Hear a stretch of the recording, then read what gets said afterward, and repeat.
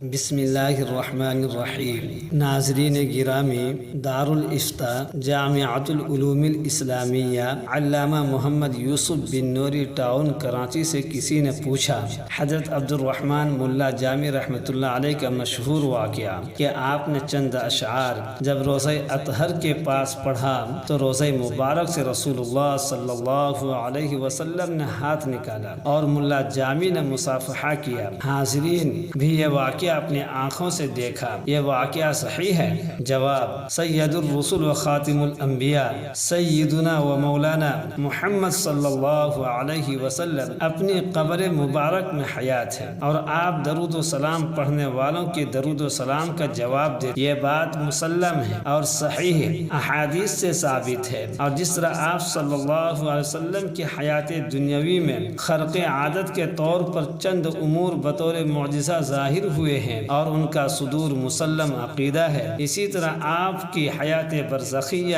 دنیاویہ جسدیہ میں اگر اس طرح کے کچھ واقعات صادر ہوں تو یہ نہ عقلاً ممتنع ہے اور نہ ہی شرعاً، اس میں کسی قسم کے شک و شبہ کی گنجائش نہیں ہے۔ نیز اہل سنت والجماعت کا عقیدہ ہے کہ اولیاء کی کرامات حق ہے، لہذا اگر اللہ کے کسی ولی کے لیے خرق عادت کے طور پر روزہ اقدس سے سرور کائنات خرق عادت کے طور پر روزہ اقدس سے سرور کائنات حضرت رسول مقبول محمد صلی اللہ علیہ وسلم کا دست مبارک باہر آئے یا آپ کے روزہ اقدس سے کسی کے سلام کا بلند آواز سے جواب دیا جائے تو یہ ممکن ہے، بلکہ اس قسم کے ایک نہیں کئی واقعات موجود ہیں جن کو اہل علم نے اپنی کتابوں میں ذکر کیا ہے۔ حضرت شیخ الحدیث حضرت علامہ مولانا محمد زکریا علیہ الرحمہ نے فضائل حج اور فضائل درود شریف میں اس طرح کے کئی واقعات کے کتابوں سے نقل کیے ہیں، لہذا اس سے معلوم ہوا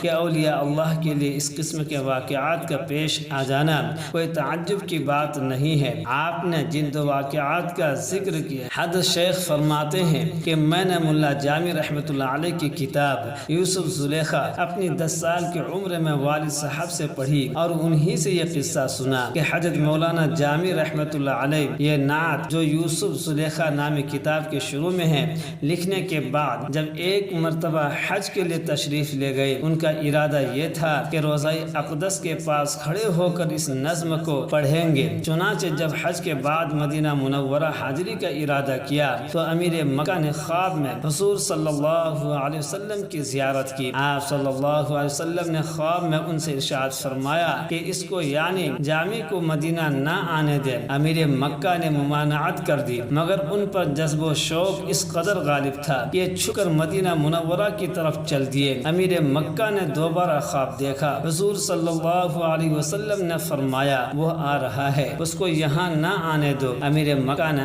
آدمی دوڑائے اور ان کو راستہ سے پکڑوا کر بلایا، ان پر سختی کی اور جیل خانے میں ڈال دیا۔ اس پر امیر مکہ کو تیسری مرتبہ حضور اقدس صلی اللہ علیہ وسلم کی زیارت ہوئی۔ حضور صلی اللہ علیہ وسلم نے ارشاد فرمایا یہ کوئی مجرم نہیں ہے، بلکہ اس نے کچھ اشعار کہے ہیں جن کو یہاں آ کر میری قبر پر کھڑے ہو کر پڑھنے کی ارادہ کر رہا ہے۔ اگر ایسا ہوا، حضور صلی اللہ علیہ وسلم نے ارشاد فرمایا یہ کوئی مجرم نہیں ہے، بلکہ اس نے کچھ اشعار کہے ہیں جن کو یہاں آ کر میری قبر پر کھڑے ہو کر پڑھنے کا ارادہ کر رہا ہے۔ اگر ایسا ہوا تو قبر سے مصافحہ کے لیے ہاتھ نکلے گا جس میں فتنہ ہوگا۔ اس پر ان کو جیل سے نکالا گیا اور بہت اعزاز و اکرام کیا گیا۔ فضائل درود شریف صفحہ 198۔ اور دوسرا واقعہ الجمعیت شیخ الاسلام نمبر میں اس طرح مذکور ہے، مشہور عالم اور بزرگ مولانا مشتاق احمد امبیٹوی مرحوم نے بیان فرمایا کہ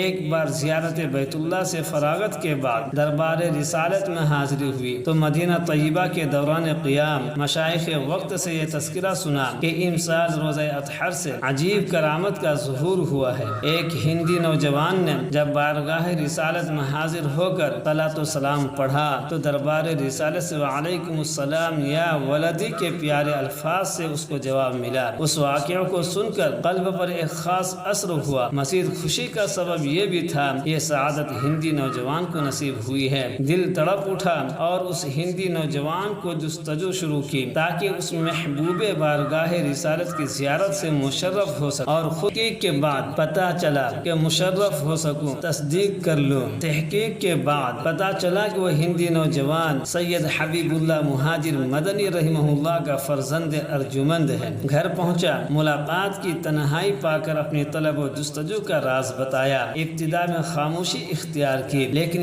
مولانا حسین احمد مدنی رحمۃ اللہ علیہ